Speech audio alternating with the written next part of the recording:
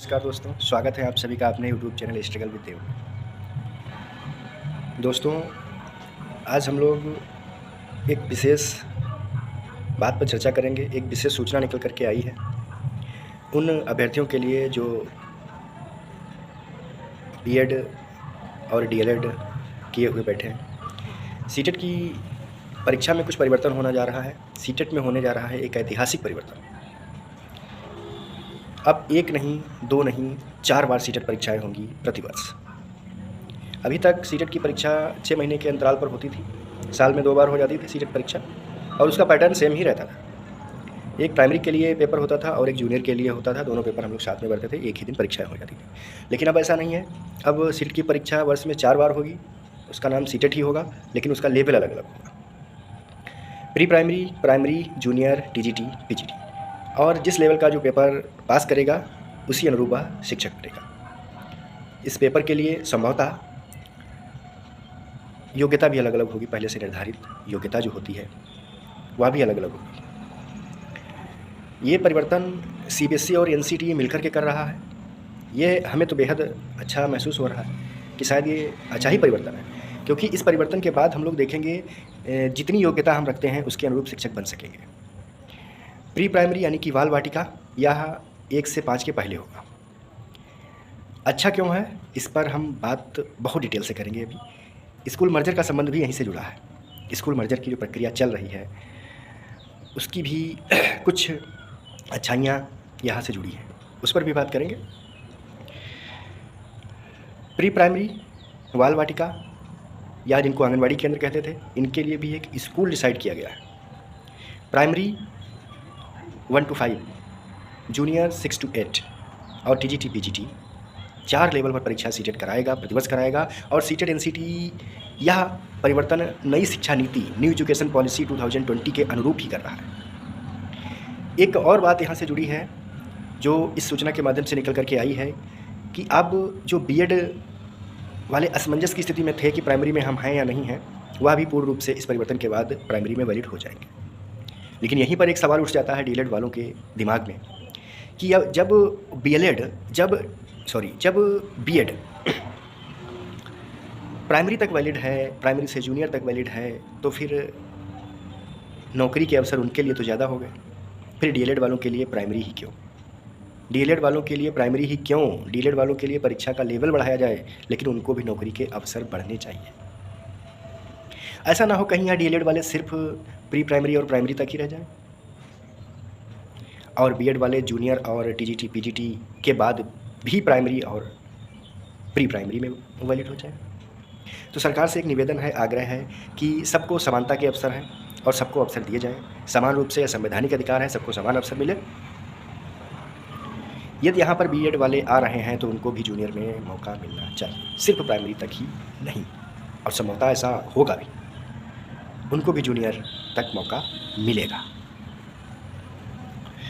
तो फिर एक बार आप लोगों को हम बताना चाहते हैं कि अब सीटेट की परीक्षा साल में 4 बार होगी। Pre primary, primary, junior, TGT PGT, सबका लेवल अलग अलग होगा, सबका पेपर अलग अलग होगा। पहले होता था साल में 2 बार, वर्ष में 2 बार सीटेट की परीक्षा होती थी। पैटर्न सेम रहता था, सिर्फ परीक्षा 6 महीने के अंतराल पर कराई जाती थी। ठीक है, तो इसमें कुछ परिवर्तन हुआ है, परिवर्तन होने जा रहा है, सूचना निकल करके आ रही है। अब की बार जो सीटेट होगा वह इस परिवर्तन के साथ ही होगा, संभवतः ऐसा मानना है। ऐसा सीबीएसई और एनसीटीई कह रहा है कि हम लोग दोनों लोग मिल करके इस प्रारूप को तैयार किए हैं और इसी के अनुरूप हम लोग परीक्षाएँ कराएंगे। यह सूचना रही सीटेट की विषय। सीटेट की तैयारी करने वाले लोग अपने लेवल को और बढ़ाएं और बेहतर मेहनत करें और तैयारी के साथ इस आने वाली सीटेट की परीक्षा में प्रतिभाग करें। अब दूसरी सूचना है आपके लिए मर्जर के संबंध में। देखिए, स्कूल मर्जर प्रक्रिया जो सरकार ने चलाई है, जो प्राइमरी स्कूल में संख्या बच्चों की कम थी उसको बंद किया है, यह बेहद निंदापूर्ण है। क्योंकि ये ऐसा आप कर रहे हैं तो यह गरीब बच्चे कहाँ पढ़ेंगे? भाई, अमीर लोग तो अच्छे स्कूलों में पढ़ा लेते हैं, बढ़िया स्कूल हैं जिनमें उनमें पढ़ाते हैं, एसी रूम में बैठते हैं बच्चे, उसमें पढ़ते हैं। लेकिन यहाँ गरीब बच्चे, ऑटो चालक के बच्चे, रिक्शा चालक के बच्चे या मजदूर, बहुत निर्धन परिवार के बच्चे, ये कहाँ जाएंगे? इनको पढ़ने के अवसर तो ख़त्म हो रहे हैं ना। आपने कहा हम मर्ज करके दूसरी जगह भेज देंगे, आपने कहा हम वाहन उपलब्ध करा देंगे, आपकी सारी बातें अच्छी। लेकिन ये बेचारे उन स्कूलों तक तो पहुँच नहीं पाते थे, क्योंकि काम करने के बाद, अपने पिता का हाथ बटाने के बाद ही विद्यालय तक पहुँचते थे। जिन लोगों ने इन प्राथमिक स्कूलों में ट्रेनिंग की है, जो लोग इन बच्चों से मिले हैं, उनसे सुनिएगा, उनके पास कॉपी तक नहीं होती। बहुत बहुत दुःख महसूस होता है वहाँ पर, जब बच्चों के पास कॉपी नहीं होती। आप इनको कॉपी भी उपलब्ध कराइए, पेंसिल भी उपलब्ध कराइए, वो अच्छी बात थी, लेकिन इनको दूर के स्कूल में भेजना यह अच्छी बात है, ये मेरा मानना है। दूसरी तरफ अब जो सीटेट की परीक्षा में परिवर्तन हो रहा है, उसके अनुरूप जब हम देखते हैं तो हमें लगता है कि शायद भारत सरकार ने स्कूल मर्ज करके बहुत बुरा काम तो नहीं किया। क्यों? क्योंकि अब वह इन स्कूलों पर, जो स्कूल बंद हुए हैं, वहाँ पर बाल वाटिका शुरू करेंगे, आंगनवाड़ी जो केंद्र थे उन्हीं को प्राइमरी के रूप में शुरू करेंगे, उसके लिए शिक्षक भी उपलब्ध होंगे और ये जो नन्हे मुन्ने बच्चे हैं वह भी आएंगे। समस्या थी नामांकन कम हो रहे थे, लोगों का कहना था कि 4 साल के बच्चे होते हैं उनका एडमिशन हो जाता है प्राइमरी में, और यहाँ होता है 6 वर्ष में, इसलिए यह बच्चे पहले से रजिस्टर्ड हो जाते हैं, फिर हमारे यहाँ नहीं आते। लेकिन ऐसा नहीं, अब सरकार ने कहा कि हम भी प्री प्राइमरी शुरू करेंगे, हम भी 4 साल से एडमिशन लेंगे और इन स्कूलों में वो बच्चे पढ़ेंगे। हर जगह, हर 1 किलोमीटर पर प्री प्राइमरी स्कूल प्रारंभ होगा। यहाँ पर तो सही लगा कि भाई यहाँ पर प्री प्राइमरी होगा, जो बड़े बच्चे हो जाएंगे वो थोड़ी सी दूर पर 3 से 4 किलोमीटर की दूरी पर पढ़ने के लिए जाएंगे, उनके लिए सरकार वाहन उपलब्ध कराएगी, वो आसानी से जाते रहेंगे। यहाँ पर सही लग रहा है कि यहाँ पर भी छोटे बच्चे स्कूल जाएंगे। तो ये प्रक्रिया है मर्जर की। संभवतः सरकार अच्छा ही करना चाहती है, सरकार ने अभी तक अच्छा ही किया है, लेकिन समस्या यहाँ पर आती है कि प्री प्राइमरी तो आप स्टार्ट कर देंगे, प्राइमरी की व्यवस्था देख रहे हैं, शिक्षक पढ़ाना नहीं चाह रहे।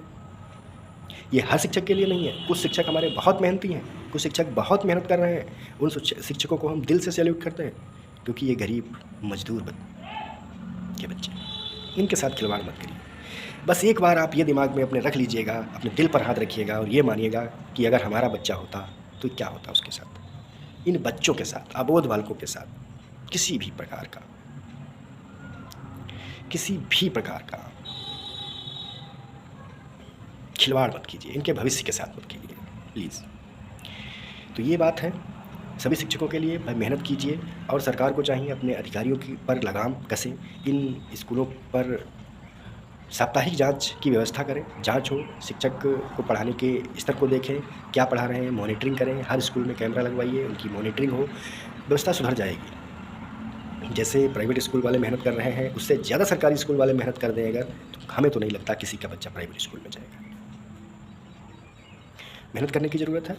तो इसी के साथ दोस्तों इस वीडियो को समाप्त किया जाएगा।